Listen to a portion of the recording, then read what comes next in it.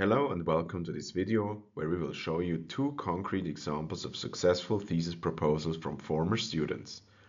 Please note that you can download both proposals directly under this video. Example 1 comes from a bachelor's thesis and addressed the question of whether joining the European Union makes economic sense for Switzerland or not. Example 2 comes from a master's thesis and investigated the question of how companies can realize ESG potentials by reducing the commuter traffic of their workforce. Let's dive straight into example 1, which closely followed the general template that we introduced to you in the previous video. If you like, you can pause here and read the first paragraph of the proposal where the student formulated the research problem of his bachelor's thesis. In this video, we want to highlight three positive aspects. First, the student did a good job of clearly stating the central research problem in the first two lines, namely the unresolved question of how Switzerland should best shape its relations with the European Union. Second, his description of the research problem also immediately makes it clear that the answers to what the best European political strategy for Switzerland is are anything but clear. In other words, the student does a very good job of showing that there's still a knowledge gap or research gap in this area despite decades of debate and discussion around this topic. Third, and you will see this when you download the proposal, the student has also visually illustrated the research problem. As already mentioned, such a graphical sketch can be extremely helpful and serve as an ideal basis for discussion in meetings with a supervisor.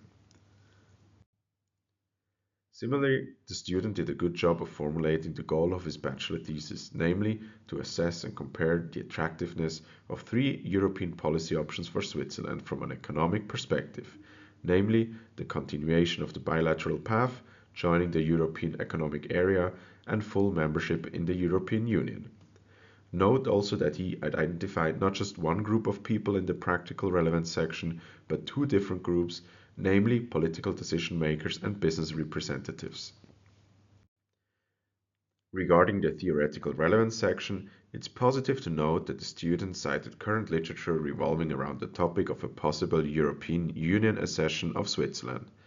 At the same time, he also emphasizes that the answers, especially regarding the economic implications of Switzerland's European policy options, have only been insufficiently researched. Against this background, he then derives two consistent main contributions that his thesis can make to the current discussion in the literature.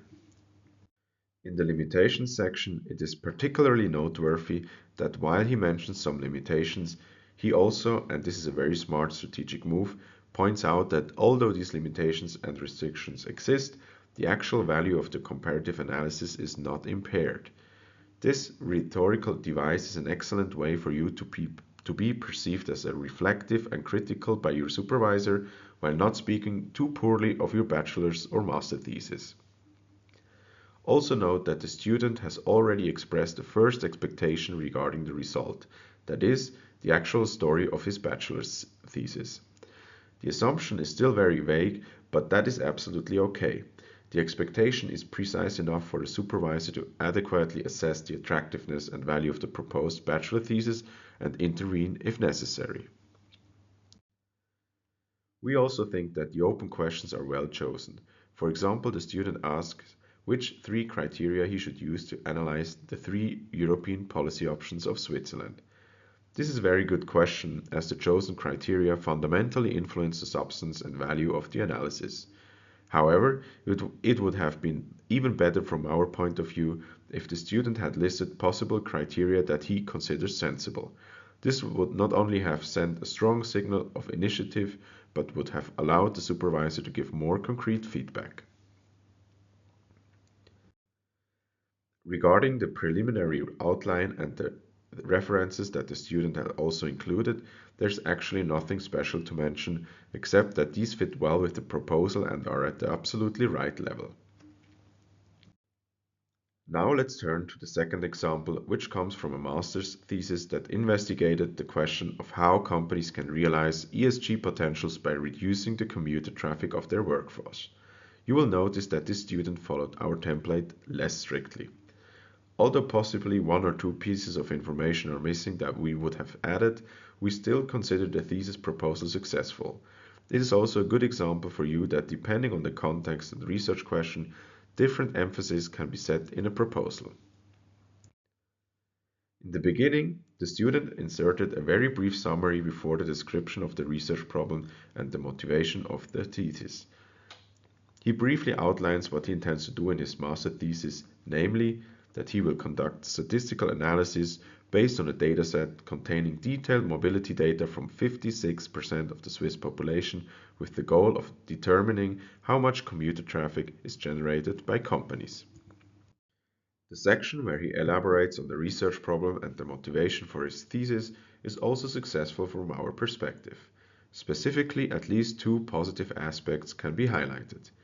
First, for example, he writes quite clearly in the first sentence what problem he wants to contribute to with his master's thesis, namely, the problem that drivers on Swiss roads waste over 30,000 hours in traffic every year.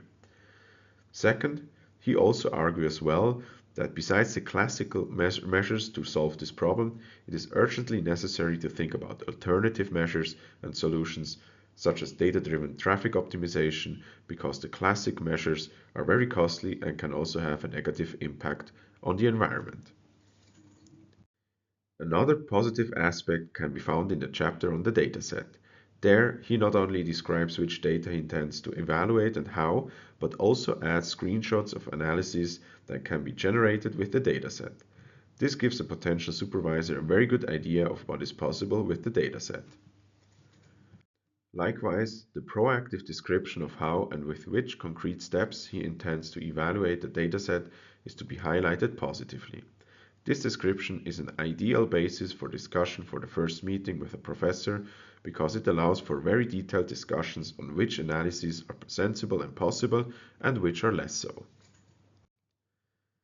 Regarding the proposed structure of the thesis, there's actually not much to mention except that the student has already indicated the number of pages he plans to write for the respective chapters. This is not only very valuable for him personally, because it gives him a good orientation on whether the thesis is balanced or not, but it also allows the supervisor to intervene if he or she feels that individual topics are still being treated too briefly or too extensively. So, that was the brief annotated walkthrough of the two selected examples that we considered good for thesis proposals. At this point, it should be noted that you can find two more examples of proposals under the video for inspiration that we consider to be successful.